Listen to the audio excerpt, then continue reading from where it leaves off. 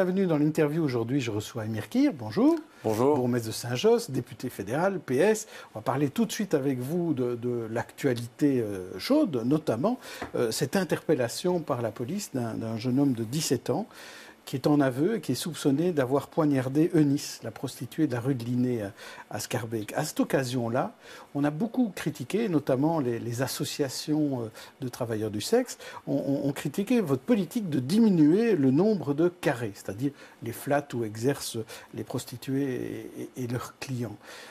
Et en disant que finalement, vous déplaciez l'insécurité, enfin, vous créez une insécurité pour les prostituées. Qu'est-ce que vous avez à répondre à cela? D'abord, je voudrais dire que je présente évidemment encore une fois mes condoléances à la famille. On est avec cette famille qui est dans le deuil. Je suis heureux que le parquet, la justice fasse son travail avec la police fédérale et la police locale.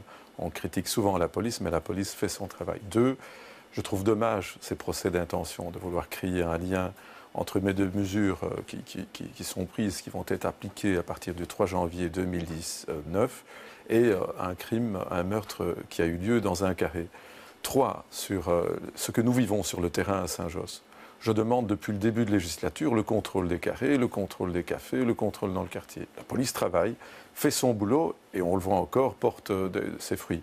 Mais il y a une chose que je n'accepte pas dans le discours de ces deux associations, c'est de tout le temps parler de prostitution sans jamais parler de l'origine de ces femmes. Ces femmes viennent pour l'essentiel du Nigeria.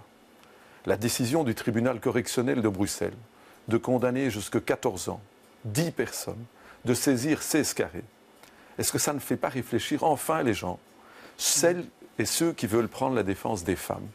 Elles devraient d'abord s'assurer de lutter contre la traite des êtres humains.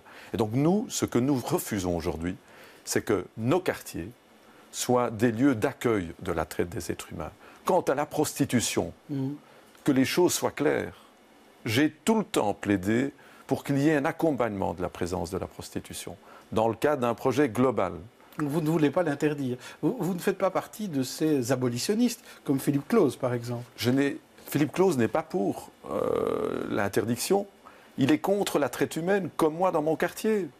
Nous sommes sur la même longueur d'onde. Ce que nous demandons, nous comprenons le projet de Mme Bianca de Batz. J'espère que ça sera suivi par la région. Donc ça, c'est une Villa Tinto, un endroit sécurisé. Exactement. Un lieu où on va en âme et conscience, avec, je dirais, toute la sécurité qu'il faut, avec la présence d'infirmières, de policiers, dans une maison, dans un espace territorial qui est précisé pour ça. Mais le laisser faire dans nos quartiers, c'est fini. Il n'y a pas que le problème de la traite humaine, il y a aussi le problème d'autres formes de criminalité. Et je suis heureux aujourd'hui que depuis plusieurs semaines, la police est présente avec des patrouilles pédestres que j'ai réclamées pendant de longs mois. Aujourd'hui, tout cela est sur le terrain et ça produit progressivement leurs effets. Mais donc pour vous, ce qui est clair, c'est que la diminution de ces carrés à partir du 1er janvier 2019, comme vous dites, n'aura pas d'influence sur la sécurité dans le quartier? Mais au contraire, ça va améliorer la sécurité pour vous? Vous savez, déjà, j'avais 105 carrés en début de législature. Il n'y en a plus que 67. Avec l'inauguration prochaine et l'ouverture prochaine de la crèche à partir du 3 janvier, pour des questions de moralité publique, on ne peut pas laisser cette situation dans cet état. Pensez à un moment des familles qui vont aller dans la crèche et à côté, il y a tout ce bazar. Donc à un moment donné, il faut prendre des mesures. Nous prenons des mesures, mais nous restons ouverts à des propositions qui pourraient venir du fédéral ou du régional pour trouver une solution globale dans cette zone. Et vous êtes prêt à rencontrer ces associations qui parfois se plaignent de ne pas avoir accès à vous? Mais moi, je me plains d'eux. Parce que je les entends tout le temps palabrer et raconter. Quand je les vois, ils me parlent de traite humaine. Quand ils sont face caméra, on ne parle jamais de traite des êtres humains. Ils sont les premiers à parler des problèmes de violence. On veut lutter contre les problèmes de violence. Mais d'abord, il faut lutter contre ces filières de traite des êtres humains et toute la mafia qui est derrière. Et quand on parle de ça, face caméra, plus un mot. Donc à un moment donné, je les appelle à un peu plus de politique réaliste. Alors, il y a eu hier une action devant le centre 127 bis à Steno-Kurzeel. Et à cette occasion-là, une équipe de journalistes de l'RTBF a été arrêtée pendant quelques heures par la police locale. Je voudrais connaître votre réaction. Je vous en donne 3. Vous choisissez une des 3 réactions. La première, c'est une bavure inacceptable. La deuxième, la presse n'a pas tous les droits. Et la troisième, c'est nous vivons en dictature. Je dirais la première. On est plutôt proche d'une bavure. Je ne pense pas que aujourd'hui dans le corps de police ou pour toutes les autorités dans ce pays, il y a cette manière de faire. Mais ce qui s'est passé est inacceptable. Mais je pense que ça traduit un peu l'esprit de ce gouvernement, l'esprit de l'État, ce qui règne au niveau de l'État. Vous vous rappelez qu'un jour j'étais dans un avion, on m'a aussi intimidé parce que je voulais intervenir face, je dirais, à un traitement qui était inacceptable vis-à-vis d'une femme qui était renvoyée dans son pays. Je pense qu'on essaye par l'intimidation aujourd'hui de freiner, je dirais, les réactions démocratiques. Aujourd'hui, il y a des choses qui se passent dans notre pays qui sont inadmissibles. On a voulu enfreindre la Constitution avec le respect de la vie privée et le domicile conjugal, avec une domicile conjugal. Avec la visite domiciliaire. La visite domiciliaire. Ça ne s'est pas fait pour l'instant. Ça ne s'est pas fait, mais ils ont essayé de le faire. Si nous n'avions pas réagi au Parlement.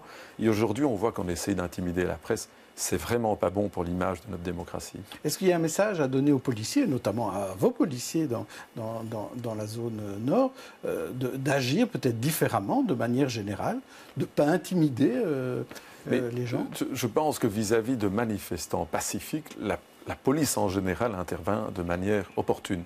Ici, je ne sais pas ce qui a été derrière. Il faudrait faire une enquête, évidemment, mais ce qui s'est passé est tout simplement inacceptable. Alors, la semaine dernière, l'opposition à Saint-Josse a révélé des conclusions d'un audit sur le CPS. Des malversations n'ont pas été dénoncées au parquet.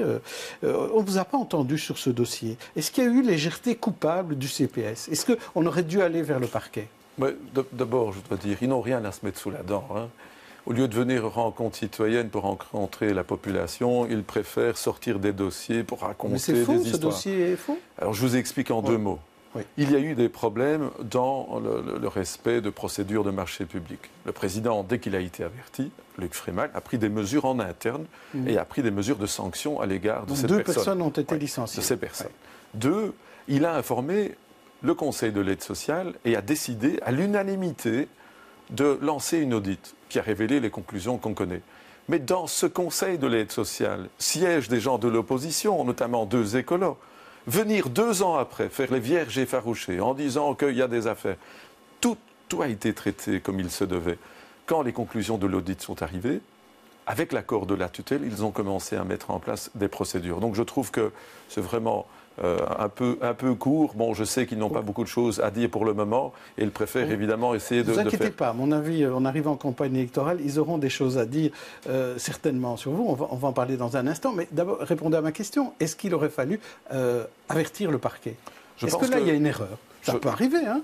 Je pense que c'est comme quand vous regardez ce qui se passe avec le SIAMU. Je pense qu'à un moment donné, la ministre prend ses responsabilités. Elle a pris ses responsabilités. C'est clair qu'au niveau du SIAMU, les marchés n'ont pas été respectés. Ici aussi, les marchés n'ont pas été respectés. Et la réaction de Luc Frémal a été la même que Mme Jodogne. Voilà. Ouais. Alors, justement, on parlait des communales. Budget à l'équilibre, Rogier terminé, OK. Et Madou? Est-ce qu'on va un jour voir cette place Madou? 15 juillet. 15 juillet. Avec Bruxelles Mobilité, avec la région, ça se termine au 15 juillet. Et la piscine? Elle se terminera, nous l'espérons, pour le mois de septembre. Comme on l'avait dit, donc ça se termine au mois d'octobre. Tout juste pour la campagne électorale. C'est le hasard Non, je pense qu'on a terminé des tas de choses avant. On pourrait parler de la propreté, on pourra parler du fleurissement des rues à Saint-Josse. Beaucoup de choses ont été réalisées. Et c'est vrai qu'à Saint-Josse, nous avons notre marque de fabrique. Quand on commence des travaux, on dit quand on les termine.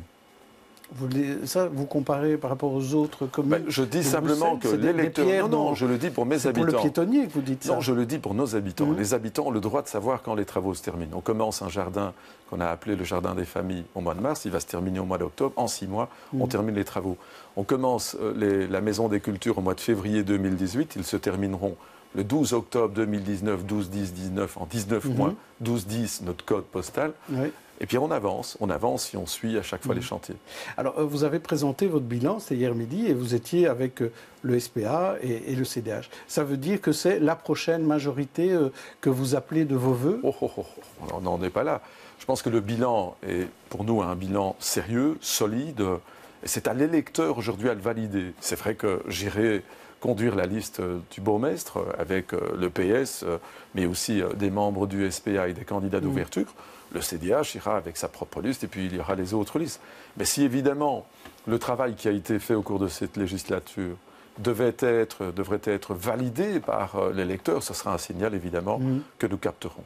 Et donc, vous continuerez à ce moment-là avec le CDH. C'est ça que je comprends. Et si jamais... C'est à la population de maintenant s'exprimer. Oui, alors si jamais, effectivement, vous êtes encore bourgmestre pour les 6 ans à venir, quel bourgmestre serez-vous finalement, quand vous avez été élu il y a 6 ans, enfin, quand vous êtes devenu bourgmestre, vous étiez le premier bourgmestre bruxellois d'origine étrangère. C'était un peu comme un modèle. Est-ce qu'aujourd'hui, vous avez l'impression que c'est complètement passé dans les mœurs et vous êtes un bourgmestre comme un autre et que vous allez être un bourgmestre d'une seconde législature qui va plutôt s'occuper de sa commune en partageant davantage ses compétences, ou comment ça va se passer? Je pense que quand vous posez la question, vous y répondez vous-même. Autant il y a 6 ans, on avait quelques inquiétudes, certains avaient des réserves quand je suis devenu bourgmestre. Autant aujourd'hui, on ne parle que de fond, on parle de l'intérêt communal, des projets urbains, des nouvelles initiatives, de nouveaux services pour la population. Alors, quel bourgmestre je serai hier, j'étais à une rencontre citoyenne et il y a quelqu'un qui me disait « Vous allez rester quand même, vous allez rester ».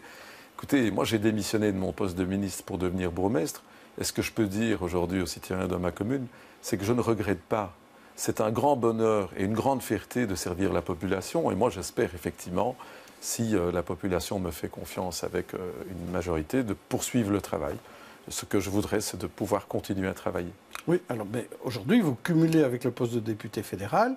Au PS, ce ne sera plus autorisé en 2019. Vous vous présenterez quand même au fédéral? Alors, moi, je suis un homme de séquence. Et je sais que vous ne l'êtes pas. Oui. Vous aimez bien pas la même séquence. Oui, mais nous sommes dans la première séquence. Parce que, une chose à la fois. Oui, parce que nos contrats ne sont pas des contrats à durée indéterminée. C'est des contrats à durée déterminée, et tant mieux. Ça ne s'appelle pas démocratie, ces systèmes-là. On verra d'abord le 14 octobre, et puis on voit la suite. Maintenant, dire ce qui va se passer au mois de mai 2019, je n'en sais rien. Mais ce qui est certain, c'est que je ferai tout, là où je suis, pour éviter que la NVA soit à nouveau au pouvoir. Il faudra expliquer à tous les électeurs le mal que la NVA fait à ce pays, au niveau de son image, mais au niveau de toutes les politiques, à l'égard des francophones, des Bruxellois, à l'égard des travailleurs, à l'égard des pensionnés. On pourra compter sur moi pour mener ce combat aussi. Merci Émir Kir. Demain, vous retrouverez Stéphanie Meyer avec un autre invité. D'ici là, bonne journée, bonne soirée à tous.